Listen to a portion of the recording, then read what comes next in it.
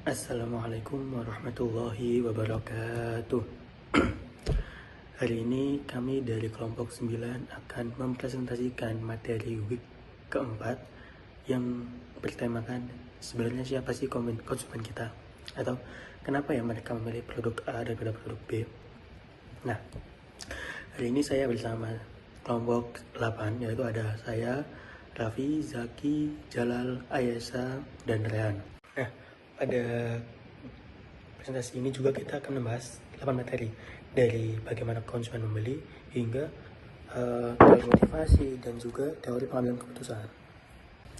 Nah, kita akan menyelam lebih dalam untuk memahami perilaku, motivasi, maupun proses keputusan konsumen berdasarkan pemikiran Kotler, Keller, dan Kartajaya.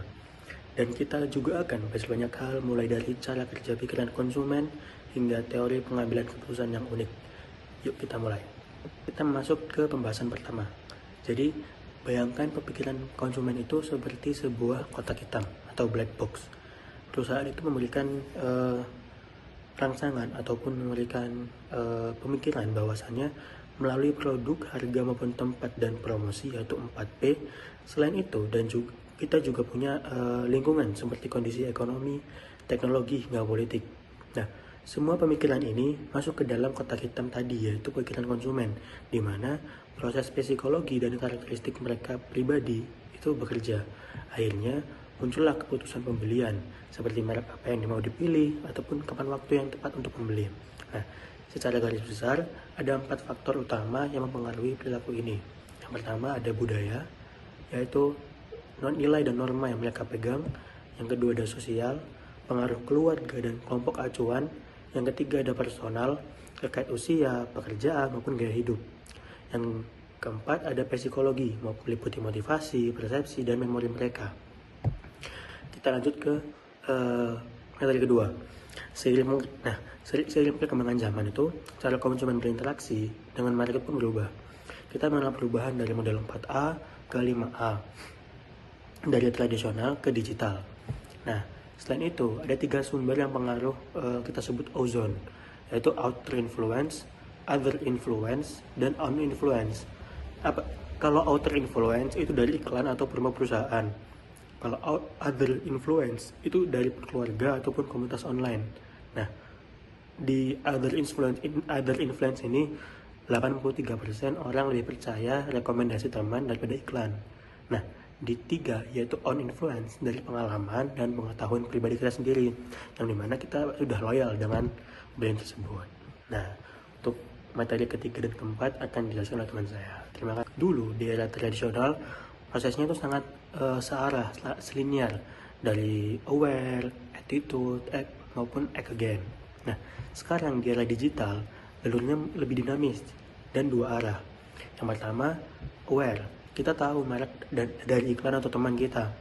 Appeal, kita merasa tertarik dengan brand tersebut atau produk tersebut. S, ini yang paling penting di era digital. Kita cari info, baca review, dan tanya teman. Bahkan seringkali kita tanya ke influencer-influencer pada saat live streaming. Nah, yang keempat ada act. Kita memutuskan untuk membeli dan mencoba produknya. Nah, lalu yang terakhir ada advocate. Di tahap akhir ini, kita merekomendasikan produk itu ke orang lain.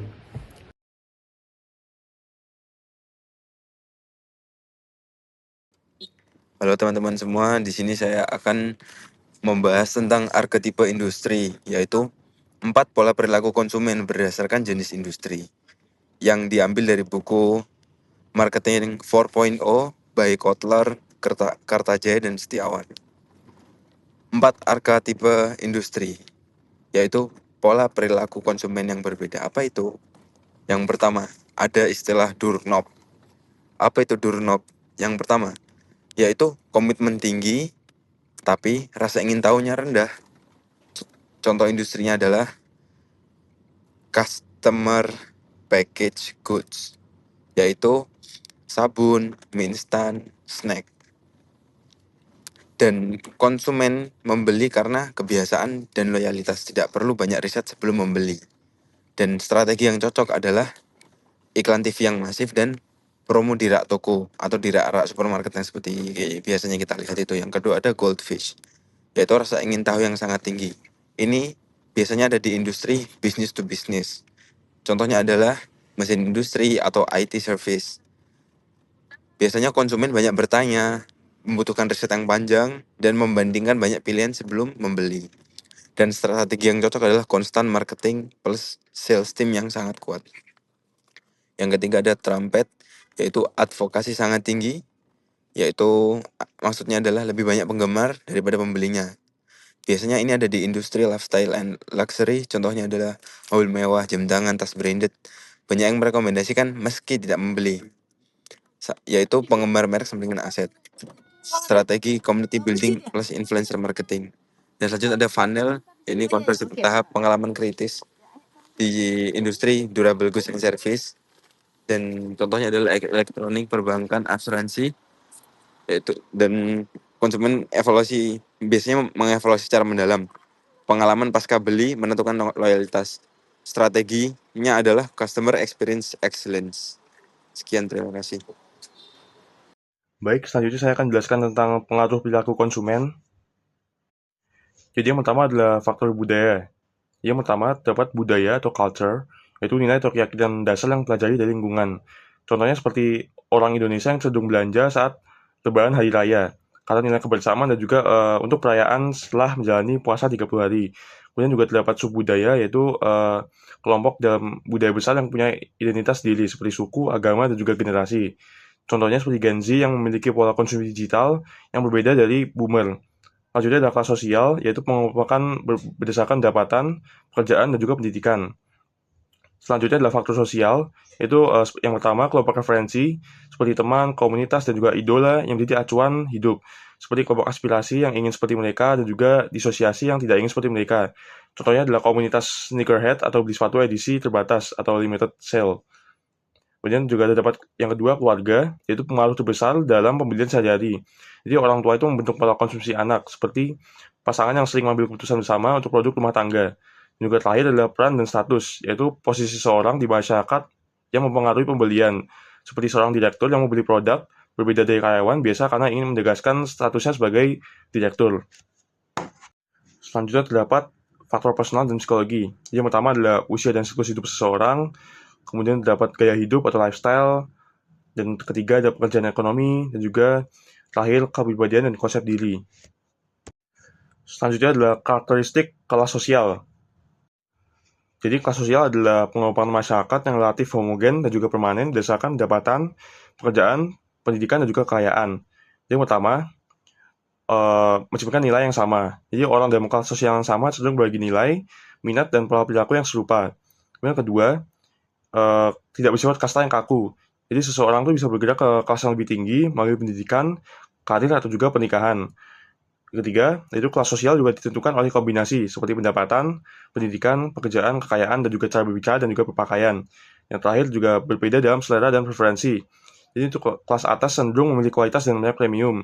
Kelas menengah sadar nilai, dan juga kelas bawah fokus pada fungsionalitas dan juga harga.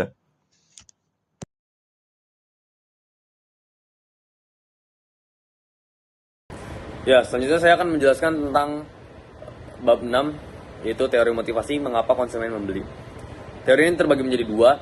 Pada slide pertama yaitu teori dari Fred, yang dimana motivasi tak sadar. Inti teori, motivasi pembelian sering berasal dari dorongan bawah sadar yang tidak disadari konsumen sendiri. Keinginan nyata tersembunyi di balik kebutuhan yang tampak. Lebih mengutamakan gengsi dan lain-lain. Contoh nyatanya, membeli mobil sport bukan hanya untuk kecepatan, tapi untuk merasa muda dan sukses. Membeli tas branded untuk gaya dan rasa percaya diri, membeli fashion branded, dan lain-lain. Lanjut dengan teori Maslow, yaitu hierarki kebutuhan. Di sini terdapat ada piramid hierarki kebutuhan. Pertama, diawali dengan aktualisasi diri, kreativitas, potensi penuh. Contohnya kelas yoga, kursus bahasa, seperti ekspresi diri dan lain-lain.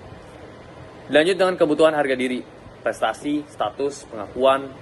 Contohnya mobil mewah, jam branded, atau seperti tren fashion yang saat ini viral, yaitu dari Balenciaga. Dilanjut dengan kebutuhan sosial, cinta, persahabatan, kebersamaan. Contohnya WhatsApp dan paket keluarga. Dilanjut dengan kebutuhan keamanan, Rasa aman, perlindungan, stabilitas. Contohnya asuransi, kunci pintu, security. Dilanjut dengan kebutuhan fisiologis, di mana ini adalah kebutuhan primer dan utama, yaitu adalah makan, minum, tidur, oksigen. Contohnya ya makanan, air minum, dan lain-lain. Di slide kedua ini saya akan menjelaskan dengan secara singkat dari teori Herzberg, yaitu motivator vs decisiver dan proses persepsi konsumen. Yang mana dijelaskan di sini, Herzberg membagi menjadi dua faktor, yaitu decisiver dan sustiver. Yaitu di mana decisiver itu adalah bikin orang tidak menjadi beli. Contohnya layanan buruk, antrian lama, kualitas barang jelek, atau pelayanan konsumen jelek. Dilanjut dengan sustiver, yaitu kebalikannya dari decisiver, yaitu faktor yang mendorong konsumen untuk membeli. Contohnya fitur unggulan, desain menarik, reputasi merek, layanan cepat, dan lain-lain. Lanjut dengan persepsi realita vs bayangan, di mana terbagi menjadi tiga, yaitu selective attention, selective distortion, dan selective retention. Dan terakhir adalah pembelajaran dan memori fondasi loyalitas merek. Di sini dijelaskan bahwa konsumen belajar dari pengalaman penggunaan produk, lalu menyimpannya dalam memori jangka pendek atau panjang. Memori jangka panjang yang kuat akan mempengaruhi keputusan pembeli berikutnya.